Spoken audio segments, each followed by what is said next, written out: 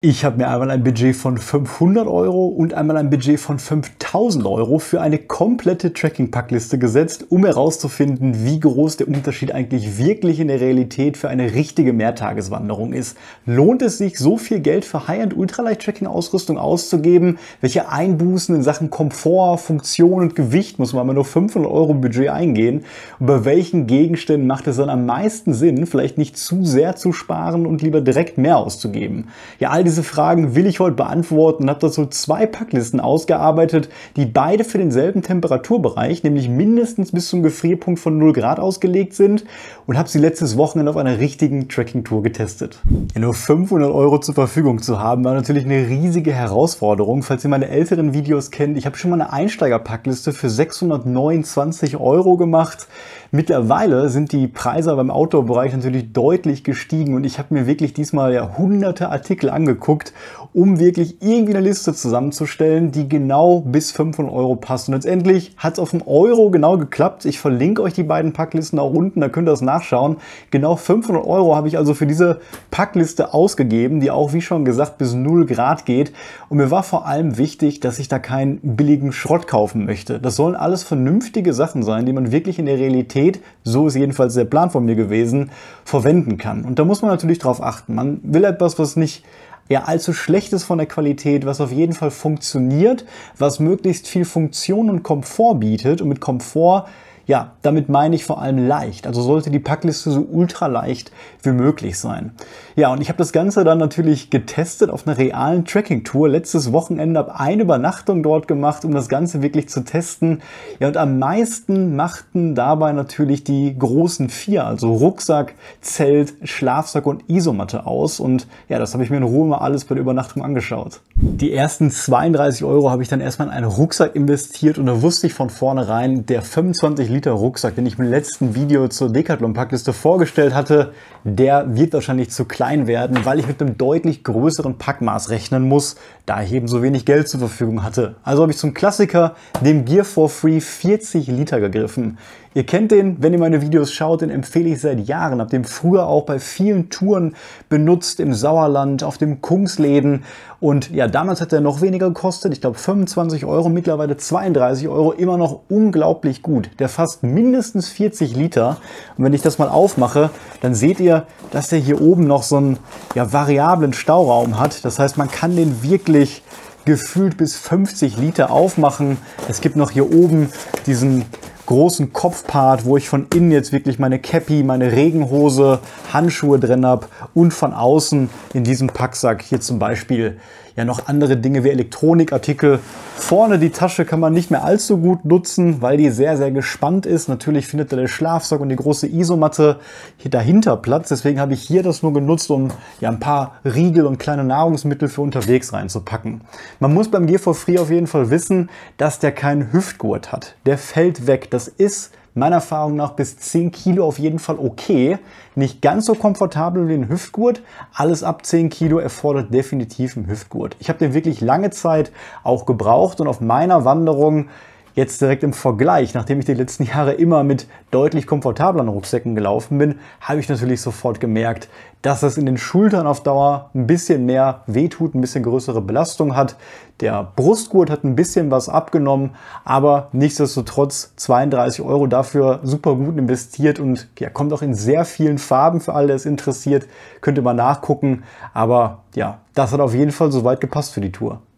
Ja, das 27 Gramm schwere Sitzkissen von Decathlon für 3 Euro ist beim Gear for Free Rucksack auf jeden Fall fast schon Pflicht, denn es passt eben super gut hinten in den Rucksack rein und sorgt dafür wirklich für eine große Stabilität und bessere Gewichtsverteilung am Rücken und ja, das bringt auf jeden Fall wieder eine Menge Komfort, sodass es eigentlich auch beim Laufen am Rücken zumindest immer ziemlich angenehm ist.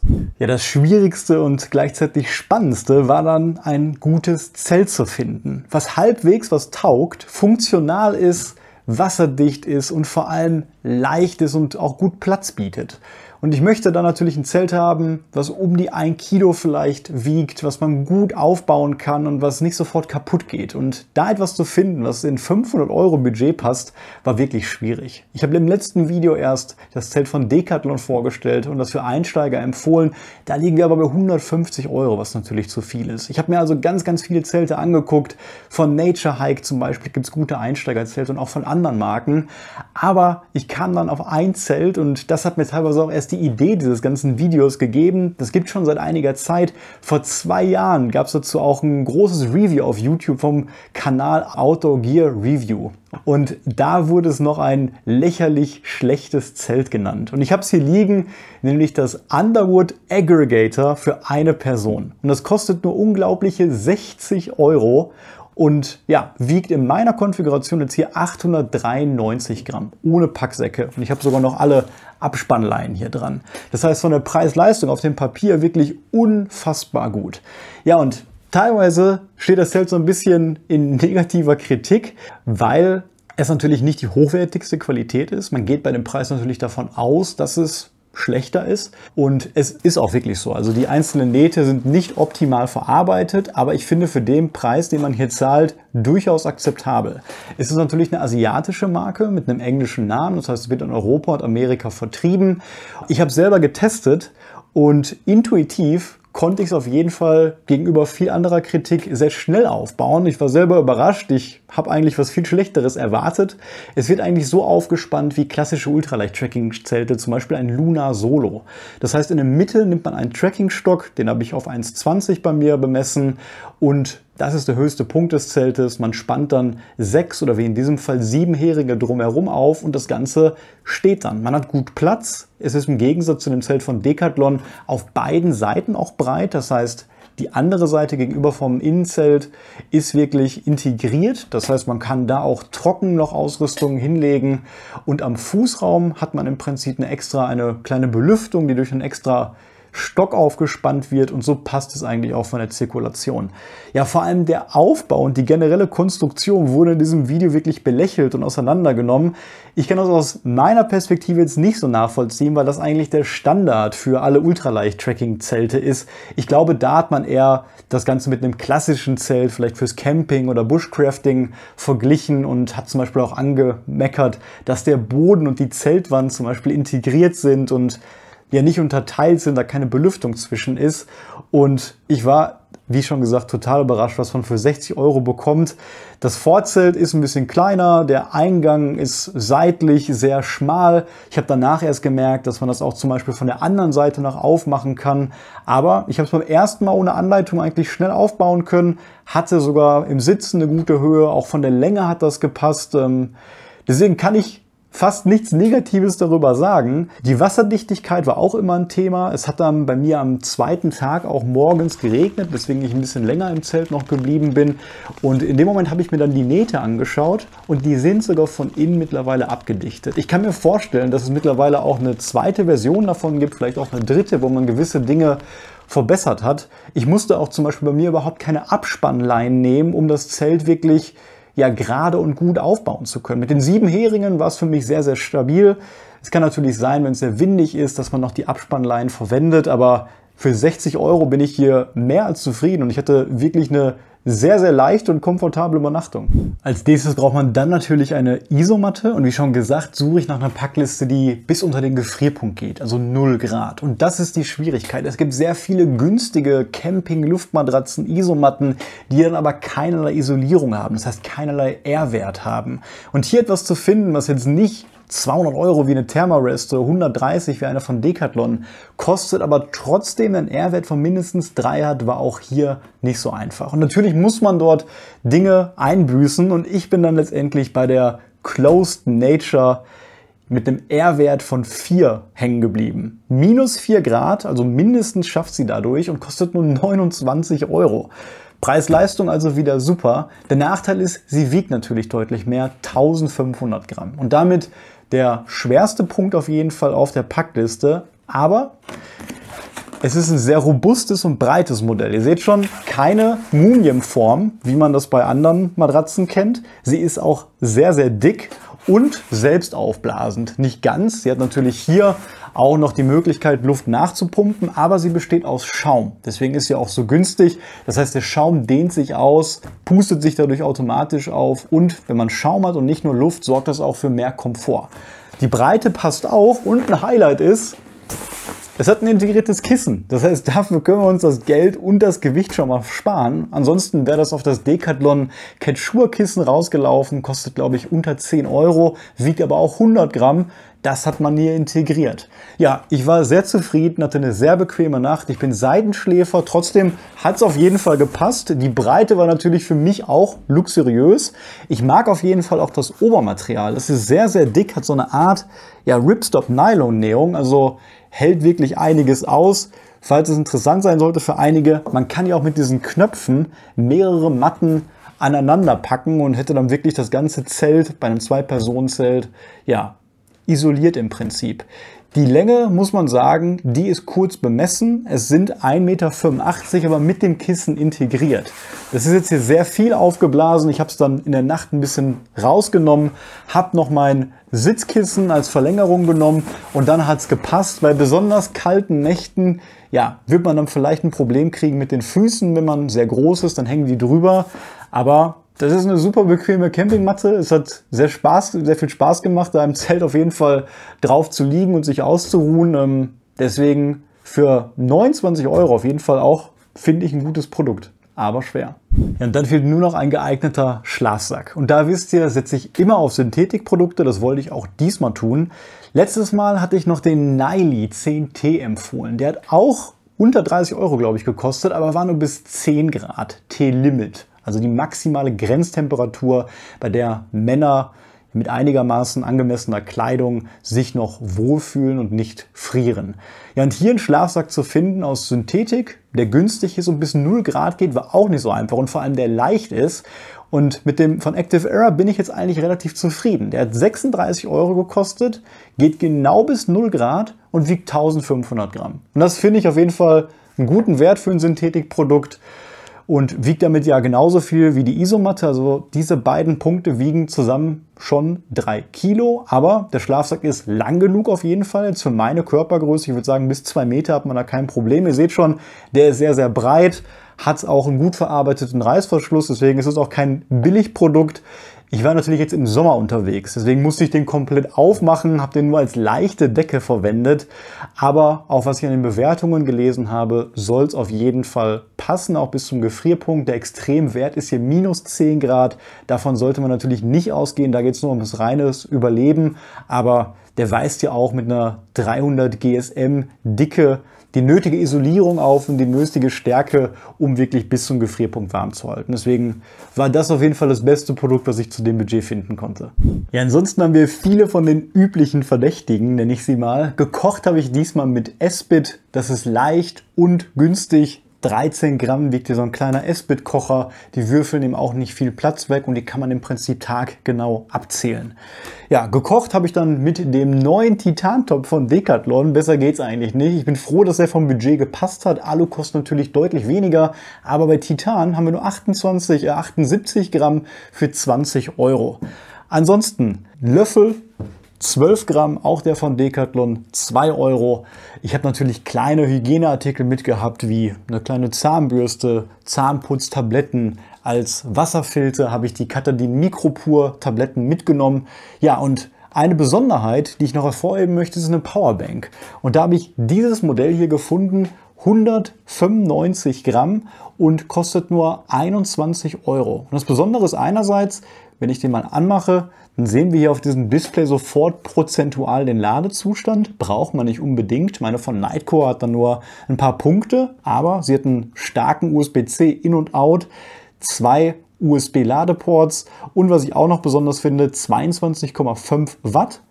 Und, das wusste ich jetzt gar nicht, wofür das ist, man kann hier so ein Ding rausschieben, hinlegen und im Prinzip hier rein sein Handy packen. Damit filme ich jetzt gerade, aber ich habe das dann nach meiner Trekking-Übernachtung am Samstagmorgen genutzt, um im Zelt noch ein bisschen YouTube zu schauen. Denn es hat total geregnet, es war einfach gemütlich, ich wollte noch nicht raus und das war eine kleine, nette, praktische Funktion, mit der ich eigentlich so gar nicht gerechnet hatte. Ja, das Modell ist von Emu und hat 10.000 mAh. Das reicht natürlich für eine Wochenendtour und im Vergleich zu einer klassischen Nightcore sind wir nur 45 Gramm schwerer, sparen aber 40 Euro. Ja, bei der Kopflampe habe ich mich wieder bei der Bivac 500 von Decathlon bedient. 20 Euro, 45 Gramm, leider Micro-USB. Dafür braucht ihr noch einen Adapter. Der hat, glaube ich, 4 oder 6 Euro gekostet. Der ist auch noch in der Packliste dabei. Ja, und auch noch cool fand ich die günstigsten Trackingstöcke, die Decathlon anbietet, sind nämlich die hier für 7 Euro pro Stock und wiegen nur 220 Gramm. Also phänomenal. Ich habe nicht viel erwartet. Das ist im Prinzip aber ja ein sehr robuster Alustock, der unten diese Schneeteller, so wie ich das sehe, fest integriert hat und auch keine klassische Trackingstock-Spitze hat. Ihr seht das schon, die ist ein bisschen größer und nicht ganz so spitz. Beim Laufen hatte ich damit überhaupt kein Problem. Als ich das Zelt aber aufbauen wollte, da hatte ich leichte Probleme damit, dass die Spitze so groß war, dass sie nicht in den vorgesehenen Clip vom Underwood Aggregator gepasst hat. Es ging dann aber trotzdem, weil eine kleine Spitze dort festgehakt war. Man muss sagen, die Schlaufe hier oben ist sehr rudimentär gehalten. Wir haben hier nur ein bisschen Schaumstoff, ein kleines verstellbares Band, um im Prinzip den Stock am Handgelenk zu stabilisieren. Aber ich meine, was will man für 7 Euro erwarten? Deswegen war ich da auf jeden Fall positiv überrascht. Ja, beim Thema Kleidung müssten wir diesmal vor allem bei der Regenhose und beim Poncho sparen. Die günstigste Regenhose bei Decathlon kostet 18 Euro und wiegt 199 Gramm, ist natürlich eine Menge. Der Poncho, den ich ausgesucht habe, der geht eigentlich nur beim 10-Liter-Rucksack offiziell, wiegt 360 Gramm, das ist der hier und kostet nur 9 Euro, also auch sehr, sehr günstig. Bei der Jacke, das ist immer noch die aus dem letzten Video, die Puffy Jacket mit 350 Gramm, die kostet mittlerweile, glaube ich, 39 Euro. Fleecehose und Midlayer auch unter 20 Euro, ich glaube 250 Gramm der Midlayer, 200 ungefähr die Fleecehose. Aber ich habe den Base Layer ausgelassen, da habe ich einfach ein normales T-Shirt genommen. Wenn man so wenig Budget hat, dann kann man vielleicht nicht alles neu kaufen und nimmt sich einfach irgendein T-Shirt aus dem Schrank. Ansonsten haben wir noch eine Cappy, 13 Euro, für mich immer ein Must-Have auf jeden Fall, gerade im Sommer. Dünne Fließhandschuhe, für wasserdichte Handschuhe, die man drüber zieht, hat das Geld leider nicht gereicht. Man kommt theoretisch auch ohne klar. Muss dann vielleicht die Trackingstöcke weglassen, wenn es sehr kalt und nass ist und die Hände vielleicht in die Hosentasche packen. Geht aber auf jeden Fall auch. Wir haben ansonsten noch 2 Sockenpaare mitgehabt, also jeweils 3 Euro, auch von Decathlon, hatte ich im letzten Video noch gezeigt. Und natürlich auch ein Multifunktionstuch, 6 Euro, 42 Gramm, habe ich jetzt auch nicht gebraucht im Sommer, aber nehme ich zum Beispiel sehr häufig als Augenmaske auch mit. Das letzte wäre noch die Schuhe. Da habe ich auf meiner Packliste die nur 35 Euro teuren Kalenji Run Active Grip gelistet. 672 Gramm das Paar. Ich hatte auf meiner Tracking-Tour andere Schuhe von Decathlon an, die das Doppelte kosten. Ich hatte die nämlich mit Permethrin behandelt und wollte die jetzt nicht unbedingt wechseln. Aber ich habe mir die im Laden angeschaut, die machen guten Eindruck und wie schon gesagt im letzten Video, es ist im Prinzip der Nachfolger von den blauen Kalenji-Schuhen, die ich auch schon in mehreren Paaren über mehrere Jahre getragen habe. Deswegen sind die auf jeden Fall für den Preis auch brauchbar und passen so in das Budget rein. Ansonsten habe ich noch das Victorinox 7 in 1 Taschenmesser gelistet, damit man auch was für die Zecken hat und zum Noten Schere und was zum Schneiden. Ein einziger Packsack ist gelistet, nämlich der wasserdichte Noakes-Beutel in der Größe S. Kostet auch nur 3 oder 4 Euro und damit kann man wenigstens das Nötigste organisiert und trocken halten, falls es im Kopf des Rucksacks landet. Ja, und natürlich, um Powerbank zu laden, der klassische Anker Nanoport mit 37 Gramm wiegt er, glaube ich. Und da war ich im Prinzip erstaunt, wie günstig der geworden ist. Ich weiß, dass ich damals über 20 Euro bezahlt habe und jetzt konnte ich den wirklich für 10 Euro online finden. Also da auf jeden Fall eine Empfehlung, wer den noch nicht hat, gibt immer noch eigentlich nichts Leichteres, um etwas zu laden. Und dann fehlt natürlich noch ein kurzes Stromkabel, was auch gelistet ist. Ja, damit war das komplette 500 Euro Budget auf den Cent verbraucht und insgesamt landen wir dann bei der gesamten Packliste bei 6.239 Gramm. Und da war ich wirklich erstaunt, trotz dieser 2 großen Punkte wirklich, Isomatte und Schlafsack, die 3 Kilo wiegen, doch so nah an der Ultraleicht-Tracking-Grenze von ungefähr 5 Kilo zu landen. Und damit hat auf jeden Fall meine Tour geklappt und ich hatte Spaß. Ja, wie viel weniger Spaß und Funktion ich vielleicht hatte, das schauen wir uns jetzt im Vergleich zu der teuren Packliste an. Ja, 5.000 Euro Budget zu haben, bedeutet eigentlich, dass man auf nichts achten muss und von jedem Gegenstand so ziemlich das Hochwertigste kaufen kann. Ja, und so viel kostet auch ungefähr meine aktuelle Packliste, die ich mir über die Jahre nach und nach erkauft habe, personalisiert habe und immer verschiedene Dinge abgegradet habe. Je nach Konfiguration kostet sie aktuell Neupreis 4.600 bis 4.700 Euro und die seht ihr gerade hier vor euch. Ja, ich liege damit bei einem Gewicht, je nachdem, was ich mitnehme, bei knapp unter 3 Kilo bis 3,3 Kilo. Ich habe euch die auch unten verlinkt, ihr könnt die im Detail durchgehen. Ich habe Teile davon auch schon mal in meiner Packliste für Fortgeschrittene vorgestellt, aber natürlich geht es ja hauptsächlich um die Materialien, die man dann für sein Geld bekommt und die ermöglichen es einem dann deutlich mehr oder deutlich weniger Gewicht mitzunehmen. Das heißt, ich muss hier nur die Hälfte tragen, habe jetzt auch im Gegensatz zu unserer 500 Euro Packliste deutlich mehr Funktion, deutlich mehr Komfort teilweise, vielleicht bis auf die Isomatte. Aber wenn wir uns das mal anschauen, natürlich verwendet man hier ja, Stoffe wie DCF oder Ultra, zum Beispiel bei meinem Rucksack, der ist aus Ultra, sehr robust, sehr, sehr leicht, im Gegensatz zu Nylon, das viel schwerer ist. Mein Poncho ist aus DCF zum Beispiel, kostet allein schon 350 Euro, wiegt dadurch aber nur einen Hauch, also 70 Gramm ungefähr. Und natürlich mein großes Zelt, das Double Rainbow LI von Tarptent, liegt momentan bei 950 Euro, wenn man das aus Amerika importiert. Dafür wiegt es 740 Gramm, ist für 2 Personen theoretisch geeignet und ist komplett freistehend. Ja, man hat Titan zum Beispiel oder Carbon statt Aluminium. Meine Heringe zum Beispiel sind natürlich sehr dünn aus Titan. Die Zeltstangen für das Zelt sind aus Carbon, damit es wirklich freistehend ist und sehr hoch ist. Und ja, bei den anderen Stoffen, zum Beispiel hat man beim Kilt oder beim Schlafsack, den man für so ein Budget benutzen kann, eine Füllung aus Apex statt klassischen Holzfaser-Synthetikstoffen zum Beispiel. Der Kilt, den ich verwende von Astucas, der kostet mittlerweile 500 Euro. Ich habe damals noch deutlich weniger bezahlt. Das zeigt natürlich, ja, wie teuer die ganze Branche und der ganze Bereich auch geworden ist. Wir haben ansonsten noch Thema Isomatten, da habe ich mal 2 mitgenommen im Sommer oder auch im Herbst, nämlich die Thermarest NXT Variante. Da haben wir auch einen R-Wert von knapp 5, zahlen aber 200 Euro, wiegt aber dann im Vergleich zu 1500 Gramm weniger als 400 Gramm. Im Winter nehme ich dann ja das Wintermodell von Thermarest mit, auch in der breiten Variante. Das wiegt dann ja knapp 550 Gramm, glaube ich, hat aber einen deutlich höheren R-Wert nochmal. Und auch bei der Kleidung, da nimmt man zum Beispiel bei den Schlafsachen oder als Base Layer statt Vlies sowas wie Alpha Direkt. Das habe ich bei meinen Socken und bei meiner Hose. Und da hat man wirklich die gleiche Wärmeleistung für deutlich weniger Gewicht. Also das wiegt auch wirklich fast gar nichts. Die Schlafhose liegt auch bei unter 100 Gramm, bei 70 Gramm zum Beispiel. Ja, ich habe einen kleineren Top 4. Ich habe einen Mid-Layer, eine Jacke und auch einen Base Layer von Patagonia, den ich mitnehme. Eine Regenhose von Wrap, die wiegt auch nur 78 Gramm, kostet aber auch fast 200 Euro.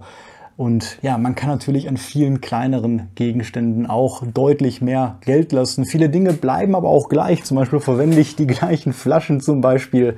Ich verwende auch den Anker Nanoport in meiner Packliste und auch meine kurze Hose, die habe ich auch in beiden Packlisten. Die habe ich ja auch schon vorgestellt. Die doppellagige mit den Seitentaschen von Decathlon.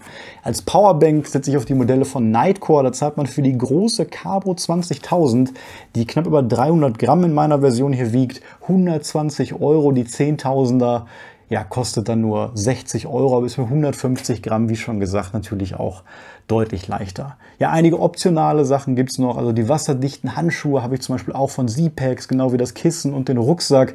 Ich habe eine DCF Cappy mittlerweile von Tarptent, habe aber lange Zeit die auch von Decathlon benutzt gehabt. Als Schuhe nehme ich gerne die Hoka Bondi oder die Ultra Olympus, die haben eine extrem dicke Sohle und vor allem bei den Ultras habe ich noch Gamaschen mit, also Trail Gators, die mache ich im Prinzip um meine Beine, um meine Schuhe rum, damit weniger Staub und Asche daran kommt. Und das sind alles so kleine Quality of Life Gegenstände, die natürlich bei der 500 Euro Packliste fehlen. Was mir ansonsten noch besonders gefehlt hat bei meiner 500-Euro-Liste, war auf jeden Fall meine Garmin Instinct 2X, meine GPS-Uhr. Ohne die mache ich eigentlich gar nichts mehr. Die zeichnet bei mir alles unterwegs auf und vor allem kann ich damit navigieren, ohne auf mein Handy zu gucken. Und die warnt mich halt, wenn ich falsch laufe. Ja, natürlich auch Schultergurttaschen oder Hüftgurttaschen, die sind einfach so praktisch, um da Dinge rauszuholen. Die sind hier bei mir aus demselben Material wie der Rucksack oder ich glaube, eine ist sogar aus DCF gefertigt. Jetzt zu guter Letzt habe ich hier noch eine kleine Schaufel mit für unterwegs, die 17 Gramm nur wiegt, eine bessere und leichtere Kopflampe von Nightcore statt Decathlon und einen kleinen, dünnen Titan-Windschutz, eine Folie, die perfekt um meinen Topf und meinen Esbit-Kocher passt, damit ich eben ja auch bei schlechtem Wetter besser und energieeffizienter kochen kann. Ja, bevor ich euch mein Fazit mitteile, möchte ich euch einmal auf eine Umfrage hinweisen, die ich unten in den Kommentaren und in der Beschreibung hinterlegt habe. Und da wollte ich gerne mal euer Feedback hören, welche Art von Videos ihr vielleicht in Zukunft gerne sehen würdet, ob es vielleicht mehr Packlisten-Videos sind oder Tour-Videos und welche Themen oder Inhalte euch generell interessieren würden. Dauert nur 5 Minuten, damit tut ihr mir einen großen Gefallen, findet ihr unten. Also lohnt es sich, das 10-fache für so eine Tracking-Packliste zu bezahlen? Nein. Hat man 10-mal mehr Spaß als mit der 500-Euro-Packliste? Auf keinen Fall. Aber man hat etwas mehr Spaß. Und das ist auch mein Fazit. Natürlich macht es keinen Sinn, wenn ihr mit dem Thema anfangt, sofort 4.000, 5.000 Euro auszugeben, sondern das ist nur wirklich was für Leute, die das sehr, sehr ernst nehmen. Man hat mehr Spaß, weil man im Prinzip weniger Gewicht und damit weniger Probleme hat. Und gegebenenfalls, wenn wir gesehen haben, auch mehr Funktion hat. Und ja, weniger Gewicht, deswegen sind wir ultraleicht, weil man im Prinzip dadurch ja weniger Schmerzen an den Füßen, an den Gelenken, die gesamte Körperbelastung ist geringer. Vor allem habe ich es jetzt an meinen Schultern mal wieder gemerkt, weil ich keinen Hüftgurt dabei hatte und dann ja das doppelte Gewicht auf jeden Fall tragen musste. Ja, ansonsten sind wir generell minimalistischer, man hat größere Tagesetappen, man hat mehr Freiheit einfach. Das ganze Gefühl ist so ein bisschen anders und natürlich außerhalb des Gewichts hat man, kein Zweifel, bessere Materialien, langlebigere Materialien. Ich werde wahrscheinlich meine Ausrüstung noch viele, viele Jahre weiterverwenden können. Sie ist sehr, sehr verlässlich. Sie ist wirklich von renommierten, bekannten Herstellern hergestellt worden. Und ja, darauf verlasse ich mich und will mich auch auf sehr langen Touren noch jahrelang darauf verlassen können. Meine Ausrüstung, und so sollte es bei dem hohen Preis dann auch letztendlich sein, ist auch optimal auf meinen Körper, auf meine Bedürfnisse und auf das zugeschnitten, was mir besonders wichtig ist. Ich gehe gerne im deutschen Raum tracken, ich filme gerne meine Touren, das wisst ihr. Deswegen ist mir zum Beispiel ein freistehendes Zelt wichtig und auch, dass ich viele Außentaschen zum Beispiel habe an meiner Hose, an meiner Hüfte, an meinen Schultergurten, damit ich schnell an mein Equipment rankomme, auch alles organisiert habe, nicht so viele kleine Beutel und kleine Orte habe, wo alles verteilt ist. Und das ist auch meine Empfehlung. Also man macht nichts falsch. Und da war ich jetzt selber wirklich mal wieder überrascht, wie viel Spaß und wie gut das Ganze doch geklappt hat mit nur 500 Euro Budget und wie leicht das letztendlich auch war. Und man kann dann im Prinzip über die Jahre schauen, was passt für mich vielleicht besser, was passt nicht, ohne direkt so ein riesiges Investment zu tätigen. Ich habe mir zum Beispiel als zweites und damit erstes Ultraleicht-Tracking-Zelt ein Gatewood Cape geholt von Six Moon Designs. Ein wirklich, ich nenne es Hardcore-Ultraleicht-Tracking-Zelt, was gleichzeitig auch ein Poncho ist. Und ich hatte damit nicht so viel Spaß, weil es mich einfach überfordert hat. Es war am Anfang zu viel, zu eng, zu klein für mich. Da war ich noch nicht daran gewohnt. Und ich hätte damals deutlich mehr Spaß gehabt mit dem Underwood Aggregator, was ich jetzt mit hatte, für 60 Euro. Es hat mir super gut gefallen. Ich könnte damit jetzt auf Tour gehen. Für 850 Gramm und 60 Euro macht man da im Prinzip nichts falsch. Ja, wenn man jetzt von dieser günstigen Packliste ausgehen möchte, sich aber vielleicht nicht künstlich an dieses 500-Euro-Limit halten möchte, dann wird es zuerst Sinn machen, mehr Geld bei der Isomatte auszugeben. So groß und breit und bequem wie die auch war, 1500 Gramm ist einfach zu viel. Das Packmaß ist auch doppelt so groß wie bei einer Thermarest, das habe ich gerade gar nicht erwähnt, hat trotzdem gut in meinen Rucksack reingepasst. Aber da wird es zum Beispiel Sinn machen, direkt 125 Euro auszugeben für die Isomatte von Decathlon, die ich im letzten Video vorgestellt habe, oder sogar 180 oder 200 Euro für eine Thermarest. Danach Danach geht es an den Schlafsack. Der hat ja auch hier schon 39 Euro gekostet. Wenn man das Doppelte bezahlt, 75 Euro, kann man auch auf das Modell von Decathlon zum Beispiel zurückgreifen. 950 Gramm statt 1,5 Kilo und hat nicht viel mehr Euro im Prinzip bezahlt. Danach kann man natürlich immer noch gucken, möchte ich direkt einen Apex Kilt oder vielleicht präferiert ihr auch Daune, die sind dann noch teurer. Aber ja, das sind so die zwei großen Punkte, die man upgraden möchte. Ein kleiner Punkt wäre dann die Regenhose und der Poncho. Da kann man auch relativ schnell und leicht Gewicht sparen. Danach wird jetzt für mich eher das Zelt an die Reihe kommen. Vielleicht auch ein Luna Solo, das wäre das hochqualitative Upgrade mit derselben Bauform. Vielleicht das MT 900 von Decathlon Minimal Editions, was ich vorgestellt habe, oder vielleicht direkt ein DCF-Zelt, wenn ihr genau wisst, diese Passform passt für euch. Und ansonsten zuletzt dann vielleicht noch den Rucksack. Und obwohl er so günstig ist, empfehle ich den bis heute immer noch Einsteigern und Fortgeschrittenen, die einen günstigen Rucksack haben wollen, weil alle Rucksäcke danach, die kosten dann schon deutlich mehr. Da sollte man also mindestens 150, 200 Euro in die Hand nehmen und die wiegen dann tatsächlich auch mehr. Haben aber, muss man sagen, dann natürlich mit dem Hüftgurt auch einen besseren Komfort. Ich hatte auf jeden Fall ein super Wochenende mit der günstigen Packliste. Mehr Spaß, als ich dachte. Bin aber auch froh, wenn ich bei der nächsten Tracking-Tour wieder mit meinem gewohnten, eigenen, besseren Equipment starte. Ich hoffe, das Video hat euch gefallen. Bis zum nächsten Mal.